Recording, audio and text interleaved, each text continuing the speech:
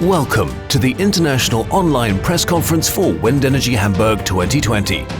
Together with top industry speakers, we'll talk about the effects the COVID-19 pandemic is having on the wind industry, opportunities and visions in renewable energies, and the postponement of WindEnergy Hamburg 2020. We welcome our speakers to the virtual stage. Dear ladies and gentlemen, welcome to the first online advanced press conference for WindEnergy Hamburg, the global on- and offshore event. I'm sure you've already heard that WindEnergy Hamburg was postponed to December 1st to 4th of this year because of the corona crisis. Thanks for joining us online today. Journalists from all over the world are with us today to hear about the impacts of the coronavirus on the industry, the EU Green Recovery Plan, and the future of wind energy. We look forward to a 15-minute panel discussion, followed by a Q&A session at the end. To get the questions across without technical problems, we would like you to send them by email to Dana Funk, PR Manager of WindEnergy Hamburg. You can find her email address on your screen right now and in the confirmation email to this event. Please add your name, news outlet, and the name of the expert you're directing it to. If your question can't be answered live due to our time frame, Dana will get back to you after the press conference via email individually. Thanks for your understanding. We are recording this live press conference, so you and those who can't participate will be able to review it on the Hamburg Messe und Kongress YouTube channel afterwards. Now I'd like to welcome today's experts for the press conference. From Madrid, Spain, Giles Dickson, Chief Operating Officer, WindEurope. From London, England, Ben Backwell, Chief Operating Officer, Global Wind Energy Council. From Bilbao, Spain, Dr. Markus Tacke, Chairman, VDMA Power Systems and CEO, Siemens Gamesa. From Berlin, Germany, Thorsten Herdan, Director General Energy, Federal Ministry for Economic Affairs and Energy. And of course, from Hamburg, Germany, Bernd Aufderheide, President and CEO of Hamburg Messe und Kongress. Welcome and thank you for your time. We are pleased that you're part of this event. Bernd, good to see you. We're in the same building, but due to corona restrictions, not in the same room, which leads us to one of the topics of this press conference, the influence of the pandemic on the wind industry and their international fair and event. Please tell us about the coronavirus impact on WindEnergy Hamburg. Yes, Daniel, thank you. I'll do that. First of all, welcome to all our viewers from all over the world. And I think it's really great to be connected with so many press representative partners and experts. And I'm glad that today we do have the technology to stay connected, even in times of social distancing. So I hope we can give you as much information as possible, as in the press conferences in the past. And the next time, I'm pretty sure we will meet again personally. Well, ladies and gentlemen, we had to postpone WindEnergy Hamburg due to the restrictions on major events and international traveling. It was not an easy decision to make, but the safety of our exhibitors, of the visitors, and of course, of our employees is most important for us. So WindEnergy in December will be the first major event for the wind industry after or in the crisis, and I hope you are excited as I am. After a month of empty halls at Hamburg Messe and Congress, once again, we'll be full of life, and we are desperately looking forward to that. Health and safety are of great concern these days. How do you tackle this at Hamburg Messe und Kongress? Well, as fair organizers, one of our core competencies is adapting to new circumstances. So we are working on new safety measures when we are confident to successfully organize the fair, which at the same time meets the required safety measures. We will develop a concept of measures on the basis to contain the corona pandemic, coordinated with the health and safety executive of also selected exhibitors and responsible health authorities that promises maximum security and the trade fair success. And I'm really very, very happy that, for example, Enercon, Siemens, Gamesa, Vestas, they have offered us the help of their experts so we can be very, very sure that everything will be fine in December. Mm-hmm.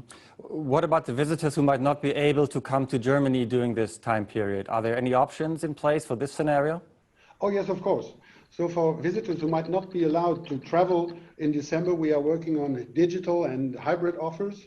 digital topics and trends have been on our agenda actually for quite some time and are even more in focus now. So lots of creativity is needed, of course, to make the fair experience possible and accessible to everyone. And I'm really excited about the final result, because this is also a big step into the future of fairs and also a great addition of our office in the halls of Hamburg Messe and Congress. As we are in progress, so to say, as work is in progress at the moment, I cannot give all the details, but we are absolutely sure that this will be a very, very good complementary part of the exhibition. And we will keep everybody updated, definitely. Apart from situational factors changing the fair experience, can you tell us about the topics? Please give us an outlook. Oh, yes, of course. Well, apart from the safety reasons, we reworked WindEnergy Hamburg in the last couple of weeks, and I'm very satisfied with our new concept. Topics also, and also the staging. After every fair, as you might know, we carry out an assessment to analyze and to improve future concepts. That as we've done as well. For example, climate change and what can be done is the center of attention worldwide and on top of our agenda as well. So let me break it down to what we have in store for the next WindEnergy Hamburg. Together with our co-organizer WindEurope, we will bring the conference into the exhibition halls and give our visitors the chance to reinforce the expo experience with learnings from the brightest industries and research minds. 3 stages will be placed in the middle of the halls so everyone can participate. Let me give you an insight. The Empowering People Insight stage is for all the visitors who are interested in skills, needs, and job opportunities, happy coexistence with nature and neighbors, health and safety, and community engagement. It is about the question how a strong wind energy sector can support a just job-rich energy transition. Secondly, on our Global Business Insights stage, we will focus on global market developments, on international finance, investments and cooperation, and key business and political stakeholders from around the world. Thirdly, the Power for Climate Insight stage is all about grid optimization, power-to-X solutions, electrification, renewable hydrogen, energy storage, and cyber security. And this leads me to another innovation at WindEnergy Hamburg. Renewable hydrogen is a new focus topic at the fair. Our new H2 Insights area brings together the world of wind energy production and the world for the conversion and use of hydrogen. So it can be clearly seen that our new claim, "It is time to put climate first," describes perfectly what WindEnergy Hamburg and the wind energy industry have to offer to the society. And we all think it is our duty to stop climate change. And today I'm excited what our speakers have for us about all the connections between the climate change, renewable energies, and the corona crisis we are in right now. And I'm looking forward to hearing the expectations and insights of the other participants in this news press conference format. So I'm pleased we have you all here today. Thank you very much. Thank you, Bernd. Here comes a reminder for those of you that joined us a little later today. You can send questions to the panelists via email. The address is shown on your screen right now, and you can find it also in the confirmation email to this event. The corona pandemic has effects on almost every industry sector, but each sector is influenced somewhat differently based on the dependence on global supply chains, energy prices, and the like. Giles, you are the CEO of WindEurope and co-organizer of WindEnergy Hamburg. Please tell us how the European wind industry was affected.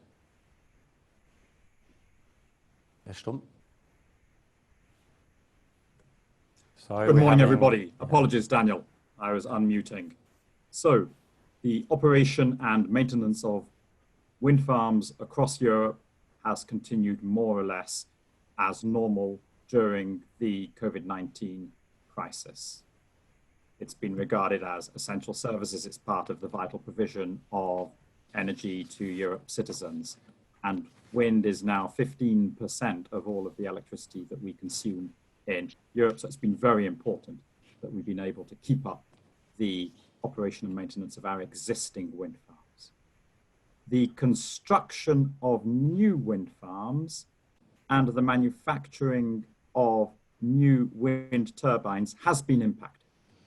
and they have been impacted by delays in the movement of workers and equipment and components into the factories, equipment out of the factories to the construction sites.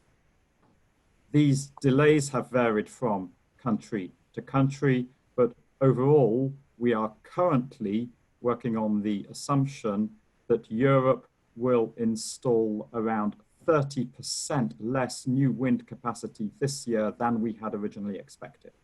We had expected to install 18 gigawatts of new capacity. We are now expecting to install 12 gigawatts of new capacity. Those are the impacts on the sector as things stand in Europe. Thank you. Ben, how was the wind energy sector disrupted globally?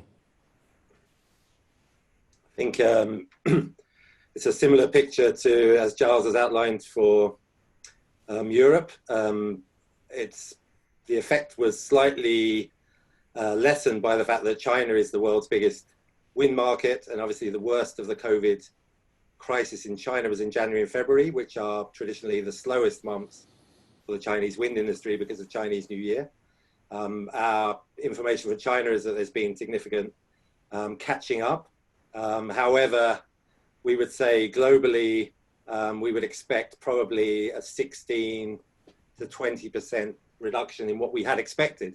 Having said that, we were expecting 2020 to be the biggest year ever for the wind industry. So it was going to be a very, very big year, something like 76 gigawatts globally. That will be less now. And then a lot of what happens going forwards will depend how much of those projects spill over into 2021. And I think that's now what we're looking at is 2021 and the years beyond that. What are the kind of 5-year effects of this? And a lot of that will depend on government policy. Thanks. Markus, you can give us the view of a large wind industry player, Siemens Gamesa. How have you experienced the last few months? Yes, thanks for the question. As an OEM, the first view you have is, of course, looking at the health and safety of your employees. So we have turned very quickly to executing basically on working from home, a policy which worked surprisingly well for the industry. So it can also be seen as a model for the future, actually it extends what we've done in the past. At the same time, I'm confirming what Giles and Ben has said. Erection commissioning overall was seen as an essential industry, so we could continue to execute those works wherever we see significant implications in the supply chain, the disruption of supply chains, specific commodities that will become a scarce resource. For instance, to make an example, Ecuador had been in lockdown, and you know that balsa wood is an important commodity coming from that country. That is also processed there. So the industry needed to deal with a number of special effects, putting special teams together, crisis teams, task force, in order to mitigate the effects, to see only a fraction in the overall performance than we would expect without this mitigation effort. So number one, health and safety for employees. I think overall for the industry has worked quite well. For instance, in our case, we have seen not a spread in one of our facilities, which is one of our objectives. At the same time, we mitigate these effects in order to continue as good as possible in the erection commissioning. I have to say, on movement of goods, it worked surprisingly well. Movement of people, labor, skills, it is much more complicated and did have a significant implication on execution of projects. Okay, maybe you can describe that more in detail, like how hard is it to get crews out to the offshore platforms, for example? Yeah, offshore is a good example. What we did quite early on is we were on our own responsibility testing those crews. We're putting them in quarantine until the test results were becoming apparent. And if the crew was clean, we were putting them on the vessel. That has two big advantages, giving us security that the vessel does not need to return in case there is an infection. At the second time, it also gives security to the team because they know they are all not affected. They can work together as efficient as normally. So we did a lot of testing in offshore to make sure the crews are in a safe environment if they leave, and then we extended the time. Normally crews go out for around 2 weeks. We extended that so they stay out 4 and more weeks now in order to limit also the extra effort we have with the testing. That would be a typical example in offshore, what we have done to assure continuation of commissioning and service operations. At the same time, we test our people going to factory. So make sure there's a safe environment while we implement all the safety precautions, social distancing, hygiene requirements, closing down our different operational modes in the canteen to make sure there's not an infection flow possible there. But overall, especially in offshore, I think that's a good example where testing really has proven us to continue in a very good way forward despite Corona. Thorsten, what is the German government's insight into the sector in this time of crisis? Well, if you look at all the various programs coming up, you can hear me? That's great. Okay. You can imagine that the government right now is working really on 24/7 in order to get the shutdown effects as low as possible. With today's further development in the coalition group on the recovery program, I think they're going to make the next step. So we are not really dividing between various industries in the first instance, where we really have to see that the effects are as small as possible. On the other hand, if it comes to recovery, of course, we are very much looking, where does the money go? Is it going into technologies which already have proven that they will be part of the future? Or is it going into technologies where we think that it maybe not be part of the future? And that is all about not only climate, but it's all about the future technologies like digitalization, but also like climate, like energy transition. And that is something we now have to work out, not only on the national level, but specifically on the European level and on the worldwide level, because then we have to share hands and we have to help all of us in order to really recover from that crisis. I think the money we have now decided to give for the various types of industry, for the individuals in types of that credit programs or incentive programs, that can only be one drop on a hot stone. At the end of the day, we have to do it in a very clear and understandable process. And then, of course, renewables will come into that game because we all know that we have to rely heavily on renewables. Let me give you one other example. We have seen a very dramatic reduce in energy demand, not only in Germany, but all over the world. And what we have not seen beside of that is any security of supply problem coming with that. We had a G20 meeting where, of course, the oil and gas nations were heavily complaining that prices were dropping down dramatically. We all know that. We have seen negative prices for oil. And of course, that gives a big impact to industry. But we have seen really no security of supply problem in Germany. Also, we had constantly above 50% of renewables in our electricity share. So that was also one proof that it will work with renewables. You're looking ahead, and that's a good cue word. This situation is not going to last forever. And it's a great question how it will be possible to ramp up business once the crisis wanes. What state is the industry substantially in, and are there going to be winners and losers? Giles, what do you think? Thank you very much, Daniel. It's very encouraging what Thorsten Herdan has just said. The share of renewables in Germany's electricity supply has risen to 50% of the total in recent months, and the German system has coped with that. There have not been security of supply issues. Germany has shown, and other countries have also shown around Europe, it is possible to incorporate and integrate a very high share of variable renewables in your energy system. So renewables seem to be very well placed to be, dare we say it, the winners, or at least to come out of this crisis stronger. Governments and public opinion are all realizing that renewables are the cheapest form of electricity, the latest reports show that it is even cheaper to build onshore wind than it is to operate existing coal-fired power stations.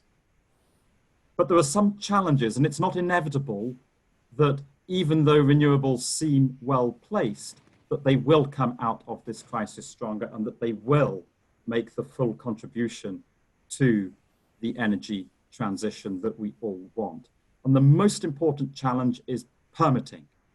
It is too difficult to get permits for new wind farms in Germany and in every other country in Europe. The permitting rules are too complex, the procedures are too complex, it takes too long.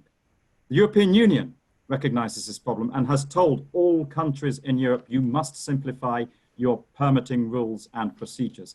But if national governments in Europe don't do this, then we won't be able to build the huge numbers of new wind farms which are needed in order to deliver the energy transition, in order to deliver the Green Deal, and for wind energy to play its part in generating the jobs, growth and investment essential for economic recovery. Thank you. Yeah, we're going to talk about the EU Green Deal a little later on. But first, I would like to ask Ben, where do you see major developments and maybe shifts in the global market?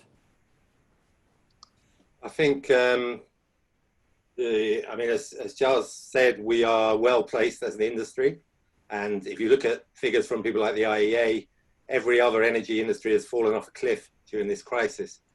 And there will still be growth from the renewables industry. And I fully expect the share of renewables and wind in particular to continue to rise.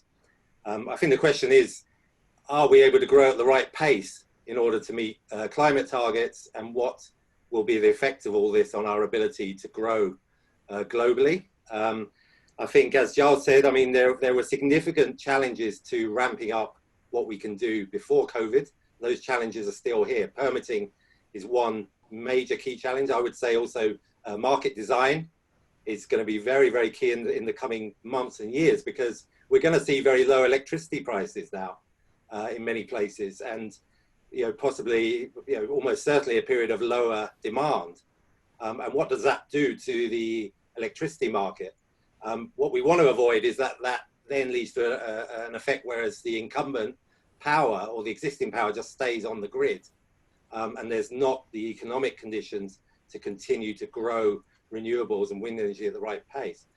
So a lot of the kind of transition to things like, we've talked about things like subsidy-free and zero subsidy auctions, which were questionable from my point of view from the industry in many cases in any sense, will become even more problematic if you have very, very low electricity prices. So I think the whole demand side of electricity is going to be very, very important, because the danger is you're going to just end up with a status quo if you're not able to build new projects and replace the old energy at the right pace.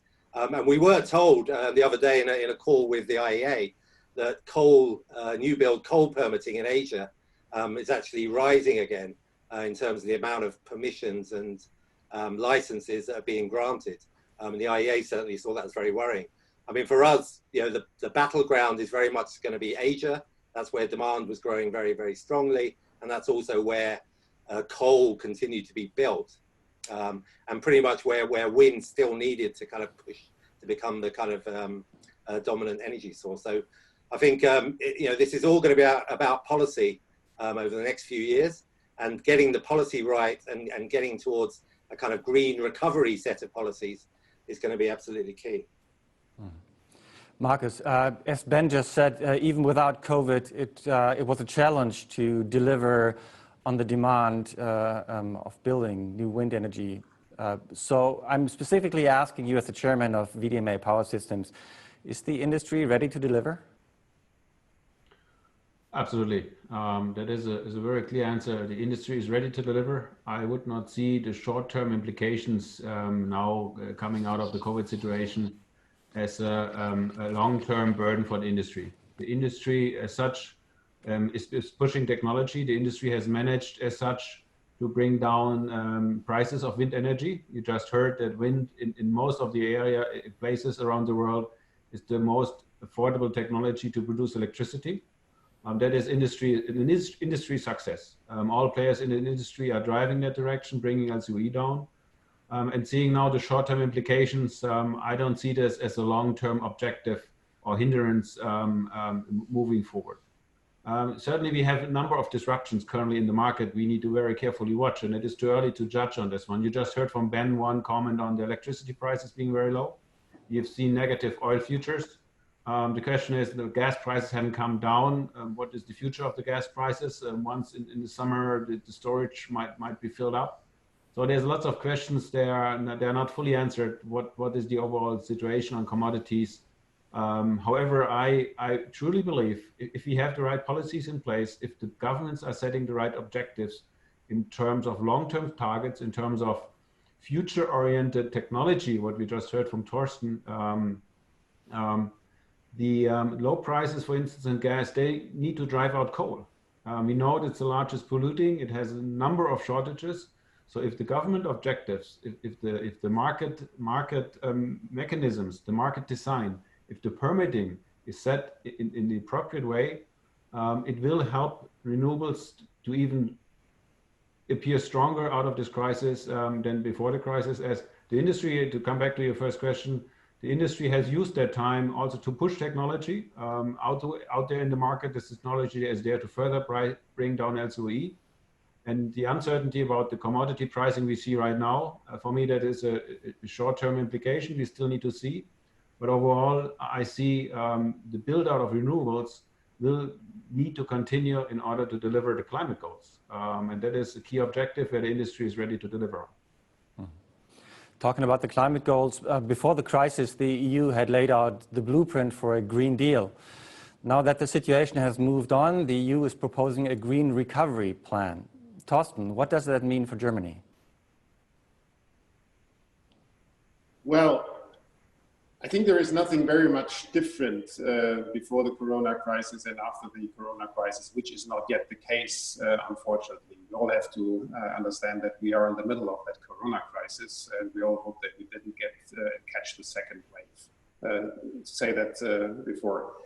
But as Markus and also Giles correctly said, we are driving towards not only an energy transition, we're driving towards a climate goal, because we know that the climate crisis would be a much bigger one than the current COVID-19 crisis, a much, much bigger one. And I think during the Corona crisis, that may be some sort of a difference. We have, not everybody, but some of us, and it's a growing number, have understood that such a climate crisis would be an absolute disaster compared to the Corona crisis, and that was already a big disaster. Disaster. So we are well aware that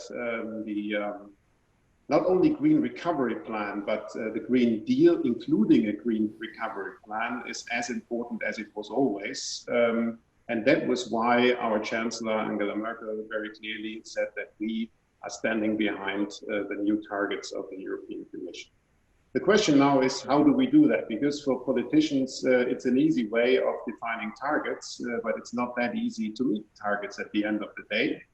And it's then not only industry we can blame, it is mainly the overall process. And what do I mean with the overall process?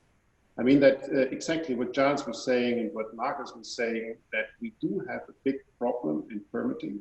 And that is not only due to the fact that politicians do a wrong permitting design, but it is simply due to the point that there is not that acceptance we need to have in order to continue with the energy transition. We all see that in Germany, that people are complaining about new grids, people are complaining about new wind farms, people are complaining about new photovoltaics, about almost everything. So that is the main reason that we have to integrate the acceptance issue in an energy transition plan. And that is also something where within the Green Recovery Plan, we not only have to set targets, but we have clearly to understand what are the factors which are positively influencing acceptance and what are the factors which are negatively influencing acceptance. We, of course, wouldn't have discussed the the distance from wind farms more than 2 years. That should have got a little bit quicker, but at the end of the day, it's a clear signal that if we do not include that acceptance trigger into our energy transition plans, into the climate plans, we will fail at the end of the day. And that is the same for onshore as it is for offshore. And we, I think, will touch later on the just today decided wind sea law. It also is about acceptance, and I think that is within the Green Recovery Plan, if it comes to wind, one of the most important factors. And there we need the associations like WindEurope, like VDMA, but we also need the various OEMs and the sub-suppliers in order to tell us about their experience, how we can grow acceptance in order to meet the targets. You just mentioned that maybe not all of the participants here have heard about it. This morning, the German government has made some decisions on wind energy. Maybe you can tell us a little about it. Yeah, sure. We have just this morning agreed in the cabinet about the wind on sea law.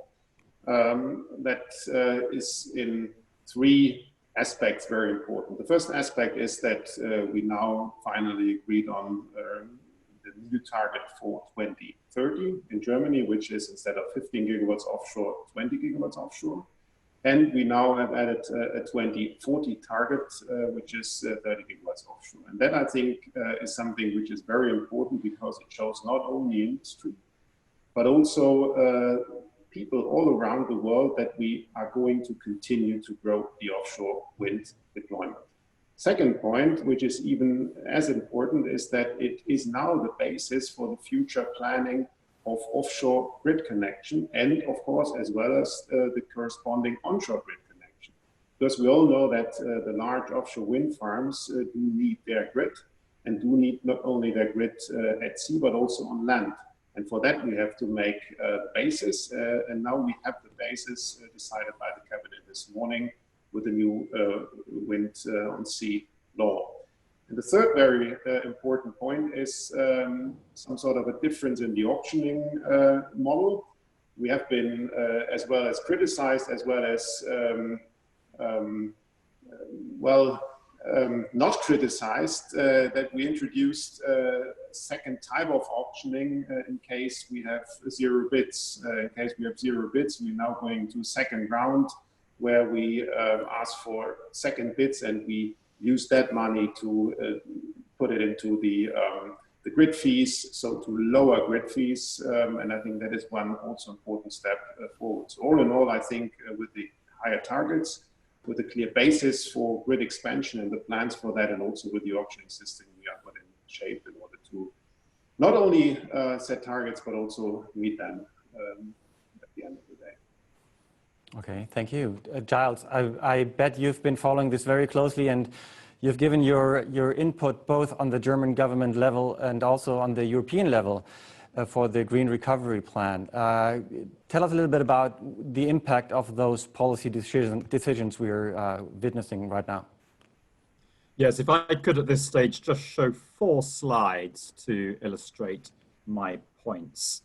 If we start off by looking at wind energy in Europe, where is it today? How much do we have? There we are. The dark blue is onshore wind, the light blue is offshore. We have much more onshore than offshore. Where will we be in 2030? How much wind capacity will we have in 2030?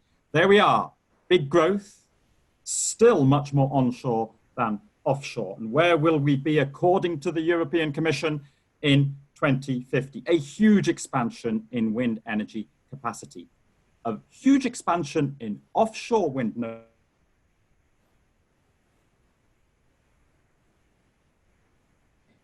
So important. What does this? Let us have a look at slide, please, how they see Europe's 30 years. If we could look at the where is the next slide? I hope we can see it. Well, yes. what is...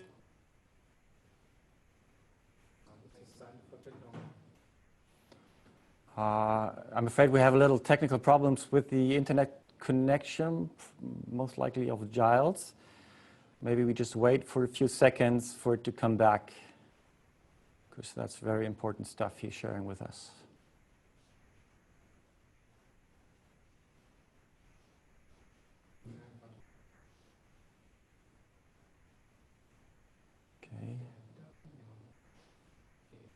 Okay, I'm waiting for Giles to come back online, and we'll just use that time to pass a question on to Markus. What is the VDMA's view and expectations and hopes when it comes to the Green Recovery Plan?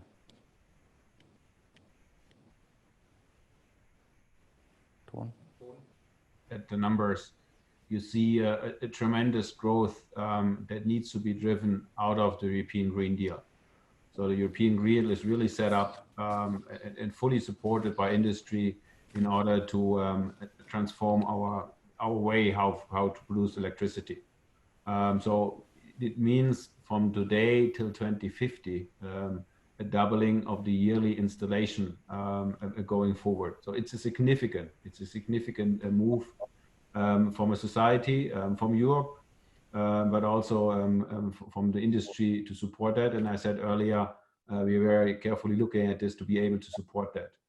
I think important now in the situation today is, there had been a number of very good discussions with members from the European Commission, with commissioners directly, supported by various associations like WindEurope, and GWEC, VDMA, that there is a coupling between the recovery and that it actually becomes a green recovery with a clear objective to invest in future technologies, like we heard it earlier here. Certainly future technologies, not invest in infrastructure of the past, but in infrastructure of the future. If this momentum is used, it creates a positive out of the very difficult situation we have. That is, we heard that it's renewable. The recovery programs, the European recovery program is connected to the European Green Deal. It gives us a big boost for that one. And certainly there are other technologies that will also help us as an industry, like digitalization has been mentioned. But there are key technologies that should be on the agenda, that should be part of the recovery deals. And if there's a link between the recovery programs on European level, but also on national levels. And we've seen that in a number of countries now, it moves in that direction. A link between those, I'm sure the European Green Deal, as just indicated by Giles, will be a key lever to green our economy and drive our climate change objectives. Mm-hmm. Just to emphasize this, the EU Green Deal is aiming at climate neutrality by 2050, and that needs a lot more than just green electricity. What role can the wind energy sector play in the broader energy transition? Ben? Well, I think, as you say, Daniel, it's not just about electricity, although we still have a lot of growth and a lot of headroom to take up in electricity, both in Europe and around the world. But it's also about decarbonising other sectors. And obviously the obvious ones are transport, which has been traditionally hard to crack. We've seen fantastic innovation in terms of electrification and electric vehicles. We're now seeing hydrogen come very clearly into focus on a policy level globally, and a technology which I think has very clear benefits both for the wind industry and for society as a whole.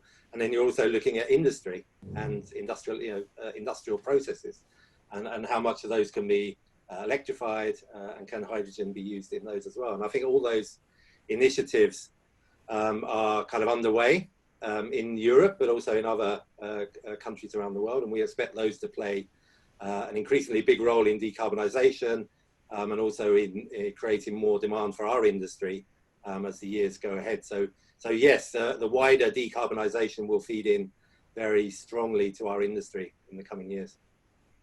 Mm-hmm. Thorsten, which role can sector coupling and electrification play? What are the opportunities and challenges?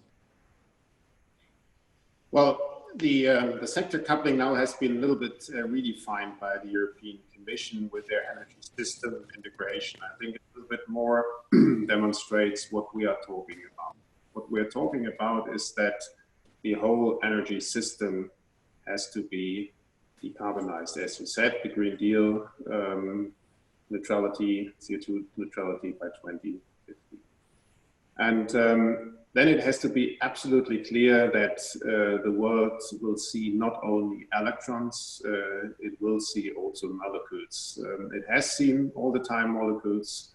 The energy world is dominated by molecules, and it will continue to be dominated by molecules. Because very simply, there are a lot of applications around the world, be it the airplanes, the shipping industry, or many others, which have to carry their fuel away, call it that way. And that is very difficult in electrons, as we all know, so we have to further invent technologies for efficient transformation of electrons into molecules, because we all know that the electrons, be it by wind or be it by PV, are produced in a very, very low cost number. We are close to nothing almost in many areas of the world. So we see kilowatt prices for wind power, PV power, which is really close to zero. So the question now is, how do we transform them into molecules, and how do we transport them? Either the molecules or the electrons beforehand, and then using the molecules. And that is why for us, this energy system transformation, or call it sector coupling, the hydrogen aspect comes very, very hard into the game. And it's almost everybody in the world that people are not only talking about hydrogen, but people are working on hydrogen, investing into hydrogen, and that is infrastructure, that is the production of hydrogen, and that of course is also the use of hydrogen. And that for us is one very important pillar in the energy system integration, the use of molecules, and there specifically the use of hydrogen. I would have liked to tell you today that we have already agreed on the national hydrogen strategy. That unfortunately has not been done so far, but I can tell you that we will do that pretty soon. Mm-hmm. All those innovative technologies need a place where all players in this industry can meet, connect, exchange ideas. WindEnergy Hamburg is just that. Bernd, can you tell us about the way the exhibitors have responded to the postponement of the fair? Are they going along with the decision? Yes, thank you very much. We have actually received a lot of positive feedback from our exhibitors.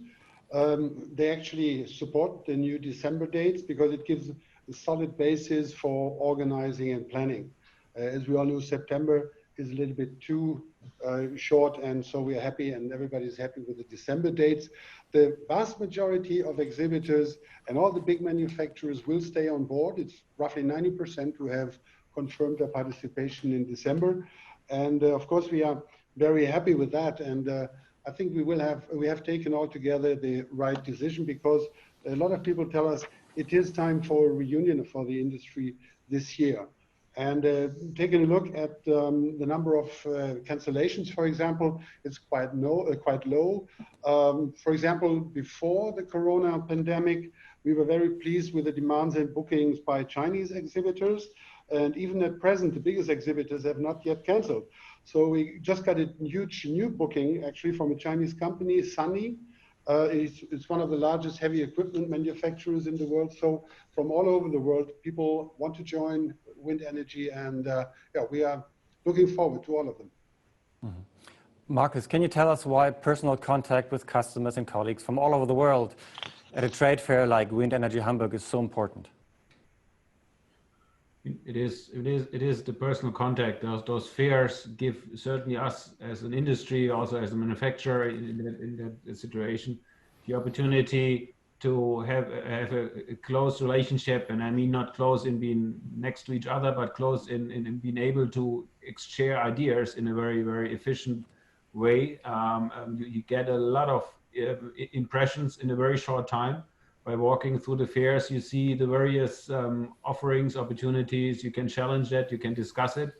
So it's a marketplace not only for products, but also for ideas. And as long and as positive, I'm supporting virtual meetings. That is actually a productivity improvement. It probably had been underestimated in the past. So it is a new tool that will be stronger going forward after Corona. Without personal contact, with having the abundance of ideas, thoughts, products,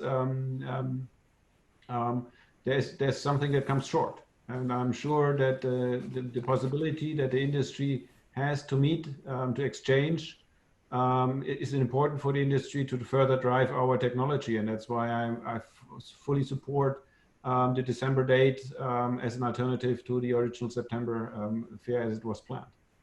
Mm-hmm. Okay. I would like to thank our speakers for now. It's time for questions we've received from the audience. There's one to Bernd from Nicole Weinhold from Erneuerbare Energien, das Magazin. Will WindEnergy Hamburg be the first fair after Corona shutdown in Hamburg? Well, no, it will not be the first one. Together with the authorities and the Health and Safety Ministry, we are now setting up the rules and regulations. So our plan is to hold the first fair, which is a national kind of fair, in September. We will have a few fairs in October, November. So we restart the business first of all on a regional and national level, September, October, and then coming back to international fairs. Mm-hmm.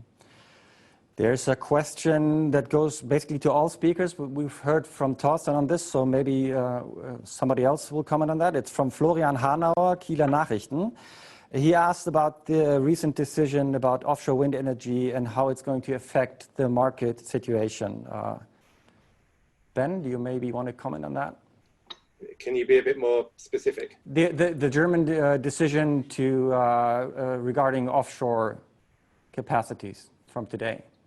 I think I would have rather deferred to Giles on this, and maybe Markus, you'd like to say something. I'd love to do that. Unfortunately, he's still offline. Maybe Markus.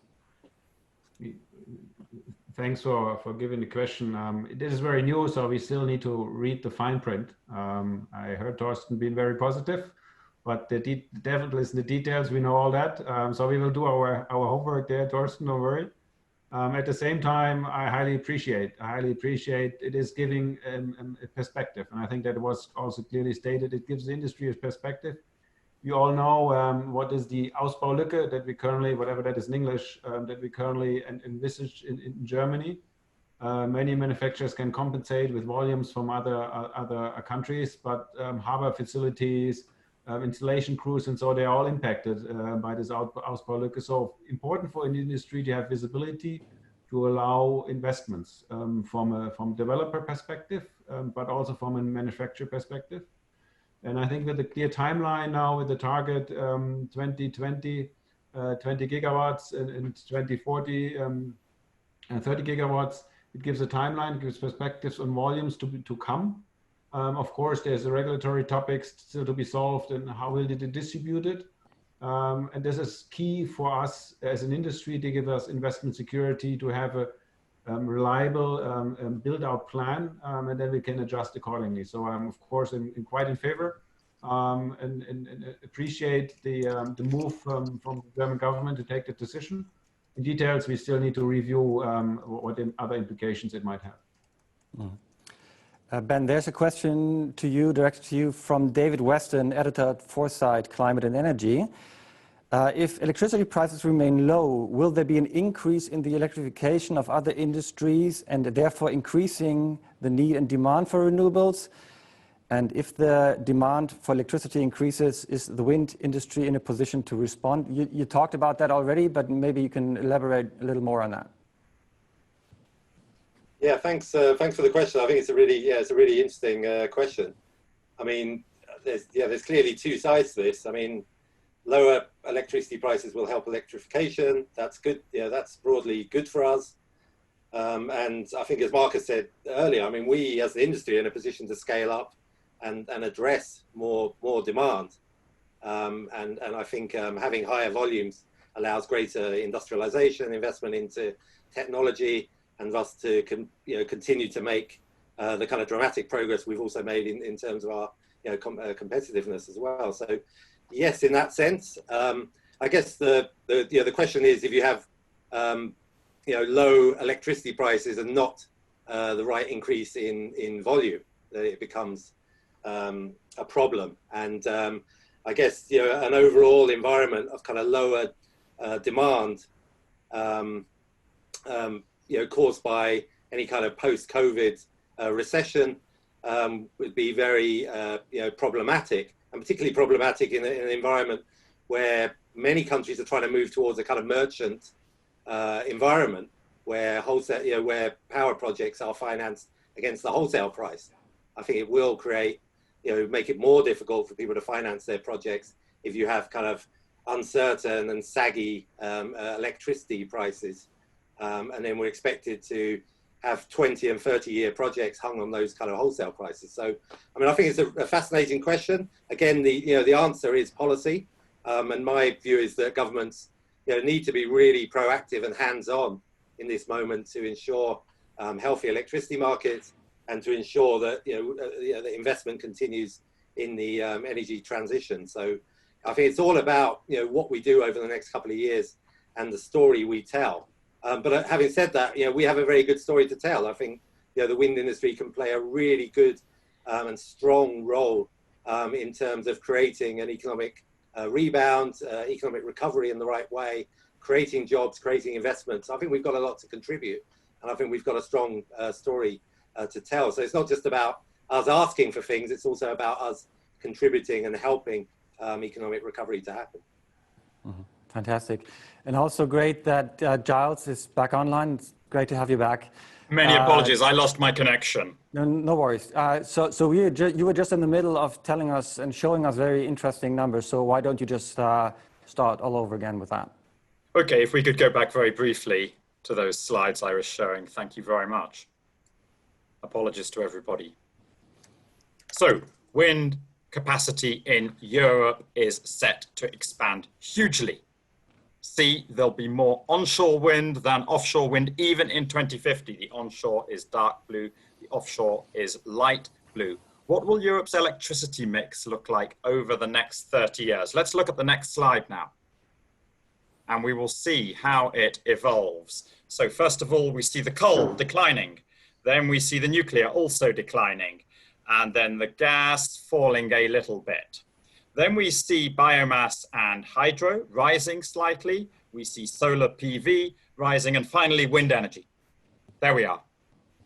Wind becomes the dominant source of electricity in Europe. It becomes number one even by 2027. This will create huge amounts of jobs, growth, and investments. The IEA is saying that for every $1 million you invest in wind energy, at least 12 jobs are created in construction and manufacturing. Now, Europe really needs those jobs because we have an economic crisis, of course, at the moment. If we can look at the next slide, we all know the story, but let's look and see what the EU on the next slide is doing about it. Here we are, the famous EU recovery plan. It's a huge amount of money in total that is being invested. That's the EU budget for the next 7 years, plus on the next bullet point, an additional injection of 560 billion for recovery. And it's going to be a green recovery. That is quite clear. There'll be a specific pot of money even for investments in green and digital industries, meant to leverage 150 billion euros total.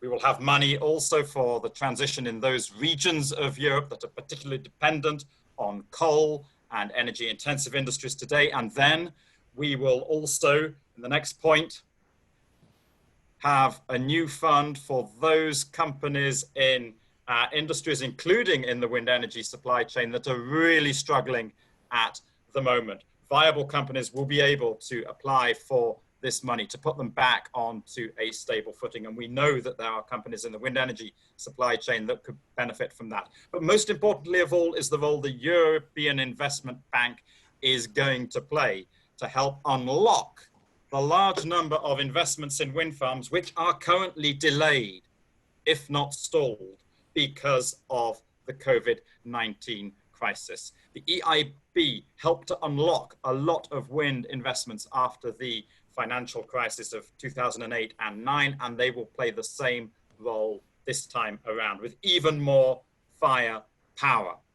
And we are working very closely with the European Investment Bank on how that money will be lent to projects. So that is all very encouraging. As I said earlier, wind can only deliver on this and can only create the jobs and growth and investment if we solve the permitting problems.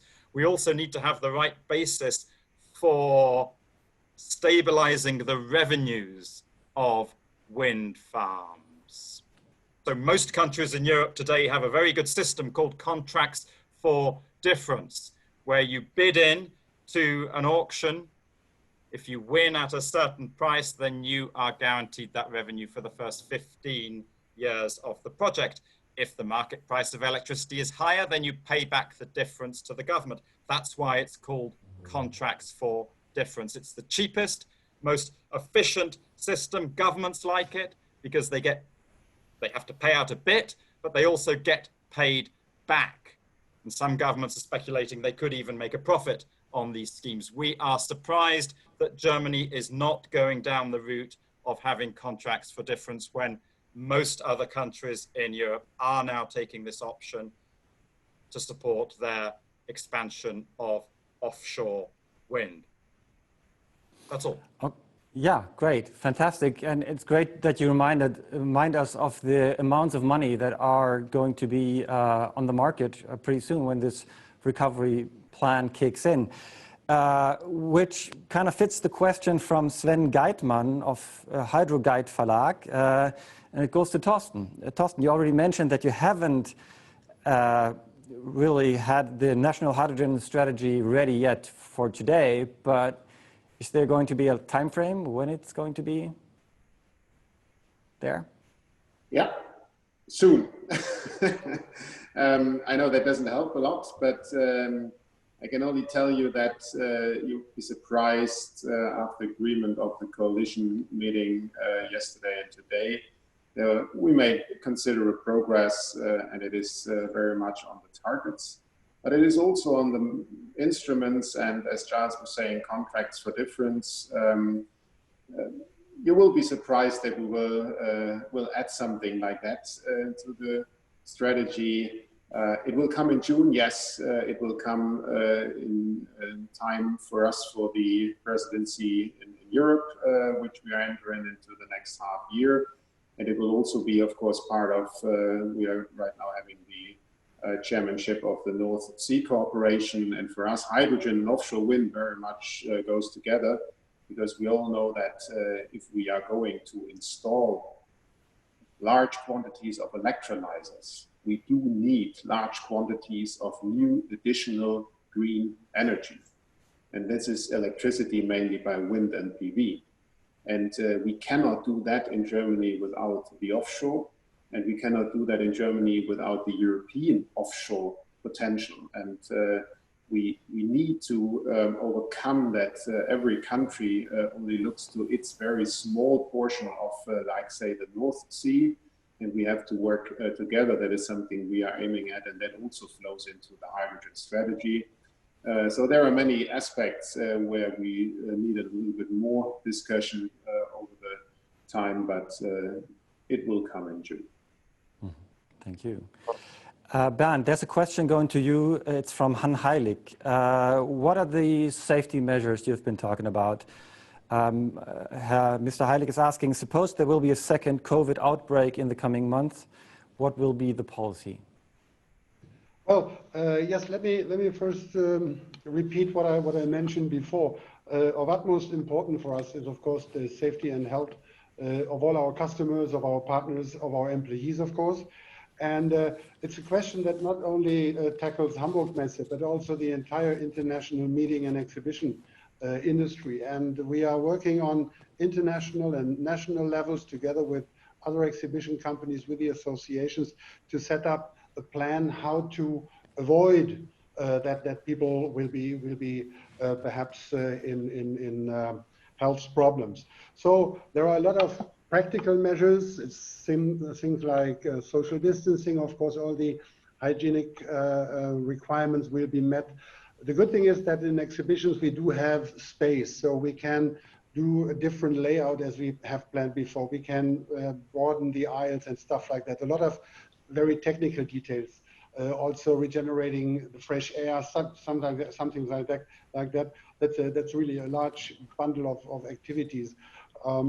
If there is a second outbreak, so-called second wave, well, it's difficult to foretell now. We are, of course, like all the other colleagues around the world in the business, always in contact with our health and safety authorities, and we will take proper measures.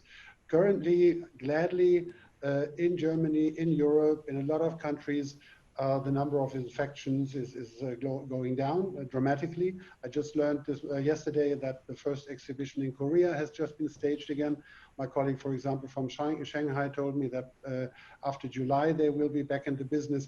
So all this together makes us very optimistic. And it's not only the question of safety, of course, and what's going on in the exhibition halls. We are talking all these matters and discussing all these matters, for example, with airlines, with the airport. Because people have to come here, and the hotel associations, the hotel business is very important. Altogether, we have formed a very strong alliance, and especially for the wind energy customers, we said until the mid of August, we will have our safety, our health concept available. We will send it out to all the exhibitors, discuss it. As I also mentioned, a couple of exhibitors are joining us and helping us, giving us the support of their health and safety managers. So we are very, very confident that we can have a very, very good atmosphere, the safe atmosphere here in Hamburg in December. Thank you. That's a perfect wrap up. As we have to come to an end now, I would like to thank you, Giles, Ben, Markus, Thorsten, and Bernd for making this new virtual press conference format so interesting and worthwhile. It's been a pleasure. I would also like to thank all journalists and guests that joined us online today. Please don't hesitate. Further questions to Dana Funk, PR Officer of WindEnergy Hamburg. I wish you a great and successful rest of the day. Stay healthy and safe. The team of WindEnergy Hamburg is looking forward to welcoming you in Hamburg December 1st to 4th.